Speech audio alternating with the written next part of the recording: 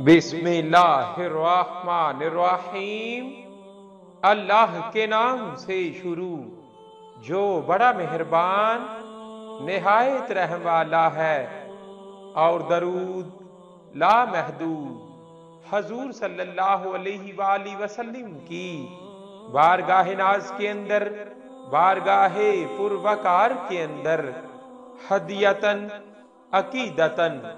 محبتاً، نذرانتاً، تحفتاً، مودتاً، ادباً پیش کرنے کے بعد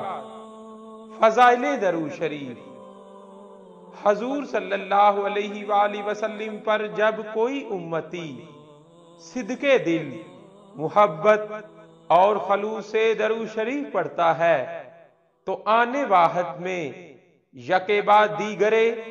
تین قسم کے دریاؤں میں غوطہ لگا کر نورن علی نور ہو جاتا ہے۔ یہ مندرجہ ذیل دریائے نور ہیں: نور توحید کا دریا، نور نبوت کا دریا، نور ولایت کا دریا۔ اللہم کہنے سے امتی اسماء حسنہ کی فضیلت کو پا لیتا ہے اور فضائل کو حاصل کر لیتا ہے،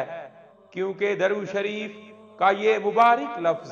پڑھنے سے ہی اللہ تعالیٰ کے تمام اسماء حسنہ کی تلاوت ہو گئی۔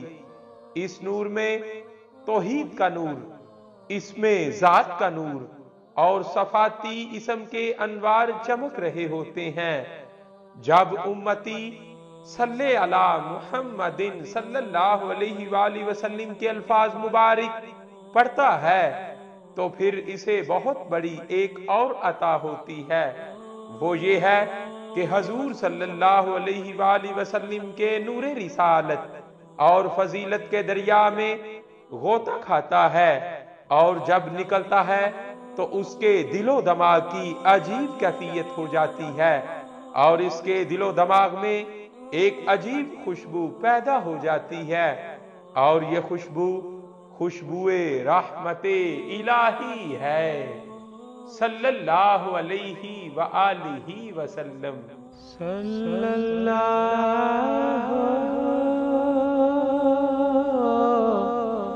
علیہ